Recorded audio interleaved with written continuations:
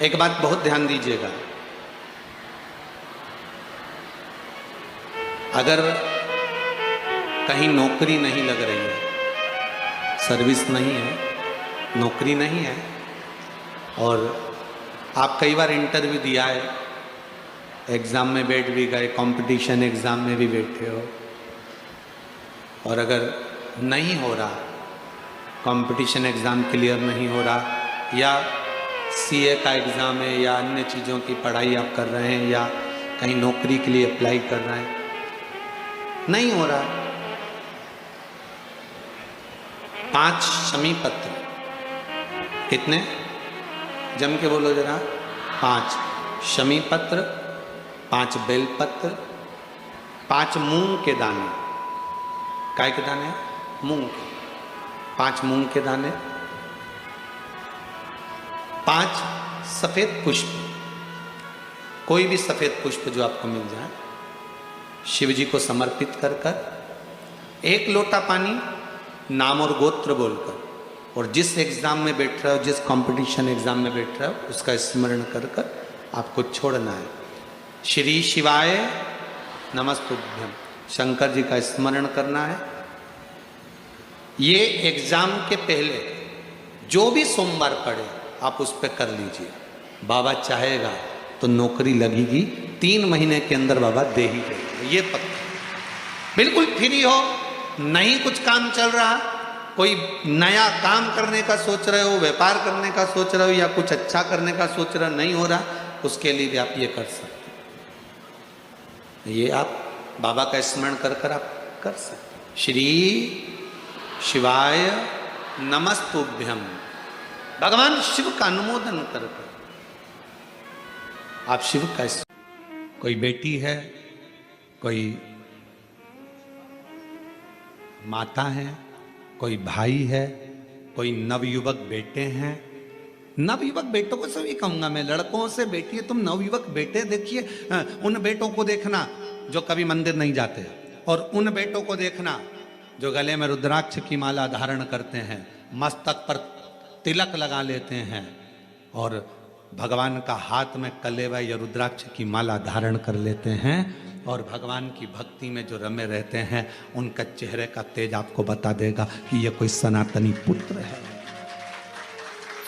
चेहरे का तेज बताएगा कि इसमें सनातन भाव कितना, भगवत भजन का स्मरण, भले कुछ भी हो, वो भगवान का नाम लेता नहीं लेता, पर तन पर रुद्राक्ष तो पहना। शिव महापुराण के वायव्य संहिता के अंतर्गत, उमा खंड के अंतर्गत, शिव महापुराण के कौमार खंड के अंतर्गत, सब में एक बात मिलती है, अगर मनुष्य भगवान का भजन भी ना करता हो, मंदिर तक भी ना जाता हो, स्मरण भी ना करता हो, शिव नाम मुख से निकलता भी नहीं हो, तो भी उसके शरीर पर अगर रुद्राक्ष पड़ा है तो समझ लेना उस पर शंकर की दृष्टि पड़ी, शिव की दृष्टि, क्योंकि उसका रुद्राक्ष पड़ा है। अगर कोई मनुष्य भगवत नाम ना लेता हो, मंदिर भी ना जाता हो, भजन भी ना करता हो, और अगर मस्तक पर त्रिपुंड धारण करता है या रुद्राक्ष धारण करता है, तो वो शिव का ही पुत्र कहलाता है। ये शिव महापुराण की कथा है, ये भगवान शंकर का चरित्र कथा। अब जरा विचार करिए, कोई कहते हैं अरे बताओ, कई लोग माताओं से कह देते हैं बताओ इसको देखो जरा, हाथ में रुद्राक्ष की माला पहन ली, रुद्राक्ष गले में पहन लिया, सिर पे तिलक लगा लिया, अपने आप को सावित्री समझ रही है, और मालूम पड़े मन में तो भगवान बिल्कुल भी नहीं है। कई लोग दिन भर व्हाट्सएप पर कमेंट्स भी करते हैं एक दूसरे को, बताओ इसको देखो, ये भगवान का। छोटे से बच्चा कंधे पर कावड़ लेकर जा रहा है तो लोग कमेंट्स कर देते, और कमेंट्स करने वाले कोई दूसरे नहीं होते, अपने ही होते हैं। छोटा सा बच्चा कावड़ लेकर चला तो लोग कह देंगे बताओ ये बनेगा क्या, ये ऐसा करेगा क्या, ये वैसा करेगा क्या। अरे उस बच्चे को धन्यवाद दो, तुम्हारी औलाद से अच्छा है, कम से कम सनातन धर्म की ध्वजा को तो आगे लेकर चल रहा है। जिनका बाप दिन भर बैठकर मोबाइल पर कमेंट्स करता है, गलत गलत विचार लिखता है, तो उसकी औलाद भी ऐसी ही पैदा होती है। कम से कम एक सनातनी कंधे पर कावड़ लेकर, एक सनातनी कंधे पर कावड़ धारण कर कर, एक छोटा सा बच्चा कंधे पर कावड़ धारण कर कर चल तो रहा है, और दुनिया के लोग उसको कह रहे ये कोई डॉक्टर बनेगा, ये इंजीनियर बनेगा। अरे भारत की भूमि का गौरव रहा है, अंतरिक्ष पर पहुंचने वाला भी एक सनातनी अपने मस्तक पर तिलक धारण कर कर जाता है। यह भारत का गौरव रहा है। और लोग कहते हैं क्या ये बनेंगे? महाराज, शिव शिव है, शंकर शंकर है।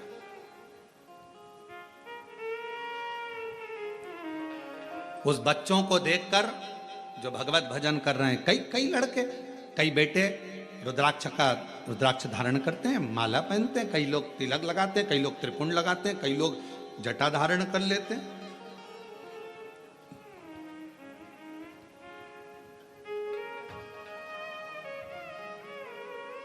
आजकल बड़ा अभी बीच में बाजार में जटाएं भी मिलने लगी है, लोग सिर में जटा धारण करते हैं, तो लोग उस पर भी बताओ इसने जटा धारण कर ली। अरे अच्छा है, जटा धारण करी, दारू की बोतल तो धारण नहीं करी। अच्छा करा है ना उसने, गलत तो नहीं करा। त्रिपुंड लगाया, गलत तो नहीं करा। भगवा वस्त्र धारण करे, गलत तो नहीं करा। अगर कोई बेटी अपने भगवा वस्त्र धारण करती है, मस्तक पर तिलक लगा लेती है, चंदन धारण कर ली, तो उसने गलत क्या करा? कोई गलत तो नहीं करा। केवल पांव खींचना, केवल गलत शब्द कहना, केवल अपशब्द कहना। और मेरा बेटा बेटियों से निवेदन है, आपको कॉलेज से फुर्सत नहीं मिलती, आपको स्कूल से फुर्सत नहीं मिलती, आपको सर्विस से फुर्सत नहीं मिलती, आपको नौकरी से फुर्सत नहीं मिलती, टेंशन मत लो। आप अगर मस्तक पर चंदन, तिलक, भस्म कुछ भी धारण करते हो और अपने गले में अगर रुद्राक्ष धारण करते हो, आप मंदिर नहीं भी गए, शिव नाम नहीं भी लिया, तो भी मेरे शंकर के बेटे ही कहलाओगे, बेटी ही कहलाओगे।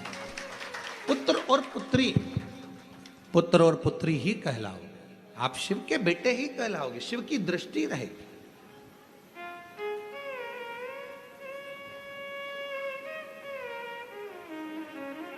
टिटहरी देखिए, टिटहरी, अब यहां क्या बोलते हैं हमको नहीं मालूम। एक पक्षी होता है टिटहरी, अपने बच्चे को अंडे को दे देता है जमीन में, अंडा देकर फिर ऊपर ही घूमता रहता है और आवाज करता है टिटहरी। जैसे ही तुम्हारी गाड़ी गई ना, वैसे उसने आवाज करना प्रारंभ करा। जैसे कोई निकल कर गया ना, टिटहरी आवाज करना प्रारंभ करती है। वो टिटहरी पक्षी बच्चे को जन्म देती है, पृथ्वी पर उड़ती है, ऊपर ध्यान रखती है। मछली अपने बच्चे को जन्म देती है, अंडे के पास मछली कभी नहीं जाती, केवल अपनी दृष्टि से देखती रहती है, और अंडा पक जाता है, बच्चा पैदा हो जाता है। टिटहरी अपने शब्द से बच्चे को पैदा कर देती है, जन्म दे देती है। उस बच्चे को, अंडे को, बच्चे को पोषित करती है केवल देखकर, केवल देखने पर। और शिव महापुराण की कथा कहती है, आपके गले में अगर रुद्राक्ष पड़ा है, मस्तक पर यदि तिलक लगा है, तो मेरा शंकर भगवान भी आपको देख देख कर, जैसे टिटहरी अपने बच्चे को अच्छा कर देती है, मछली देखकर अपने बच्चे को अच्छा कर देती है, मेरा शंकर भगवान आपके गले में रुद्राक्ष है, मस्तक पर तिलक है। मेरी बेटा बेटियां, जितनी मेरी जीजियां, जितने मेरे जीजा, कोई तुमसे कहे महिला को रुद्राक्ष नहीं पहनना चाहिए, उससे पूछ लेना कहाँ लिखा। कोई तुमसे कहे महिला को शंकर की आराधना नहीं करना चाहिए, उससे पूछ लेना कहाँ लिखा। क्योंकि शिव महापुराण में एक एक चीज लिखी है कि माता हो, मनुष्य हो, गंधर्व हो, किन्नर हो, अप्सरा हो, गंधर्व हो, चाहे पशु हो, पक्षी हो, नाग हो, कोई भी हो, पितर हो, सबको शंकर भगवान के पूजन का अधिकार भगवान शंकर ने दिया है। ब्राह्मण हो, क्षत्रिय हो, वैश्य हो, शूद्र हो, कोई भी हो, शंकर भगवान के पूजन का अधिकार शंकर भगवान ने सबको दिया है। कोई ऐसा बच्चा ही नहीं जिसको अधिकार शिव ने नहीं दिया।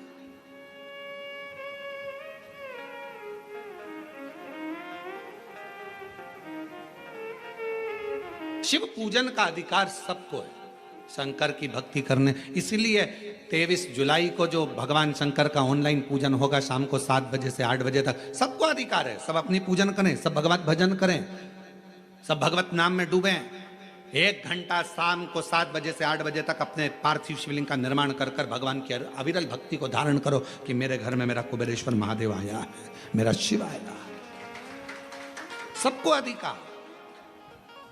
हम दूसरे का दोष क्यों देखें?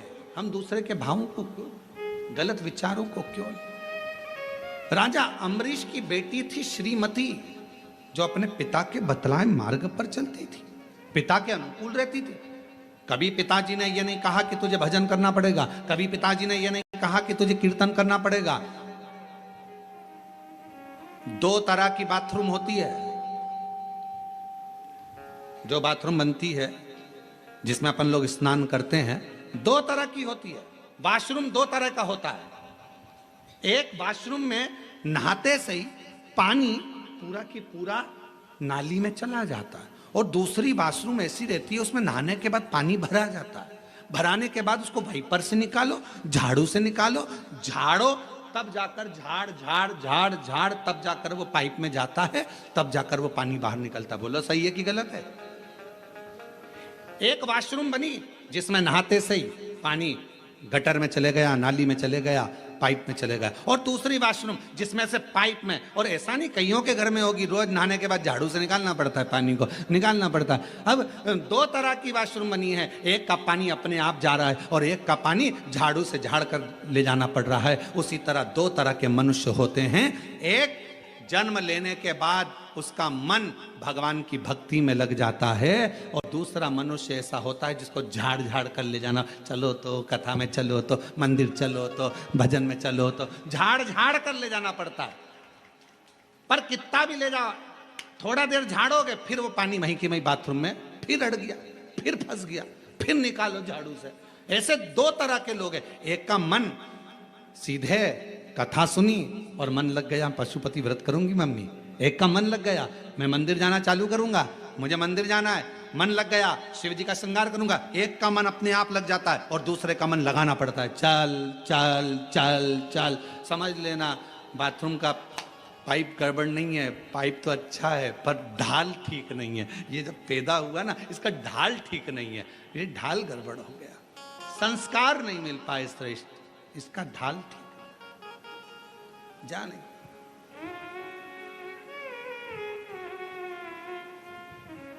राजा अम्बरीश की बेटी थी श्रीमती।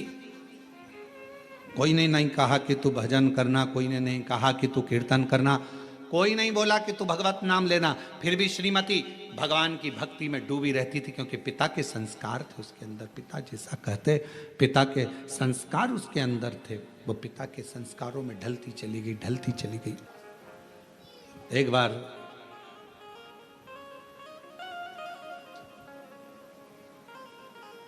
देवऋषि नारद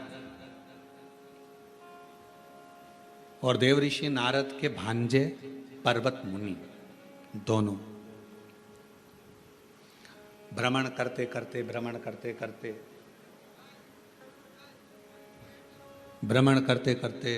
राजा अम्बरीश के यहां पहुंच गए।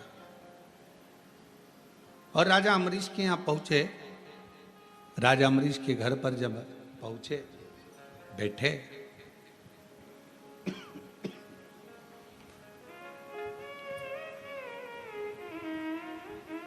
थोड़ी देर बाद राजा अम्बरीश की बेटी श्रीमती सामने से निकल कर गई। बड़ी सुंदर थी, बड़ी अलौकिक छटा थी उसकी। अभी आपको कहा कि ये स्पीकर नहीं चल रहे हैं रे, ये दोनों, बड़ी अलौकिक छटा थी उसकी। अभी आपको कहा कि भजन का जो बल होता है, भजन का जो क्रम होता है, भजन का जो स्मरण होता है, वह अपने आप में सुंदरता देता चले जाता है अपने आप। और फिर वही बात है, ये चमक ये दमक फुलवन में महक सब कुछ सरकार तो वहीं से, ये उसकी चमक से हम चमक रहे हैं, उसकी चमक से।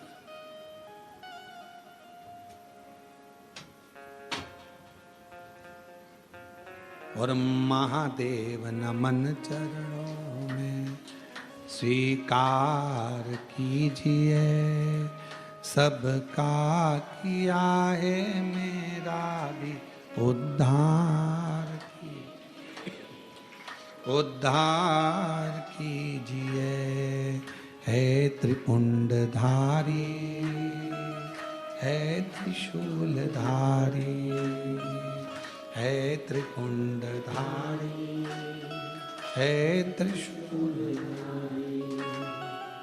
चरणों में तेरे बाबा जी पावन है चारों धाम, तेरी देव करते वंदन पूजे हैं सीताराम।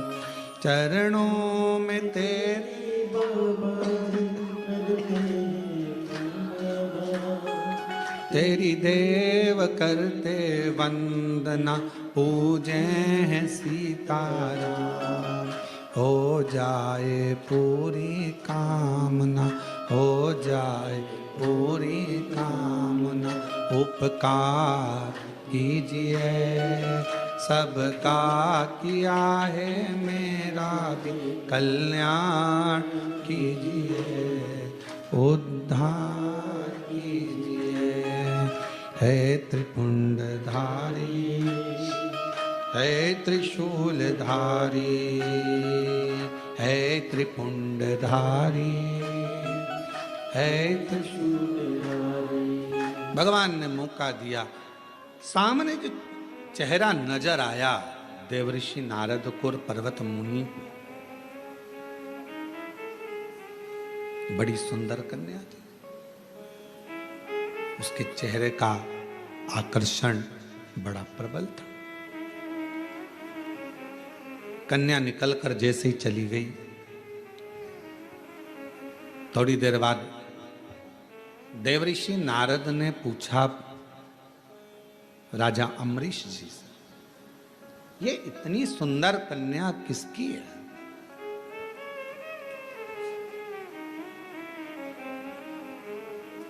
इतनी सुंदर कन्या ये है किसकी?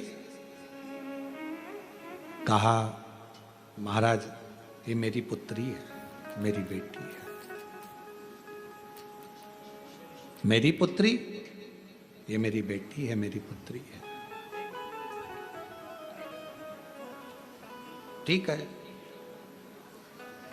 अब जैसे ही सुना कि ये मेरी पुत्री है, ये मेरी बेटी है, नारद जी ने,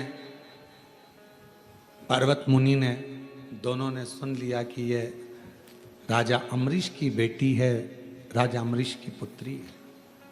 सुन लिया।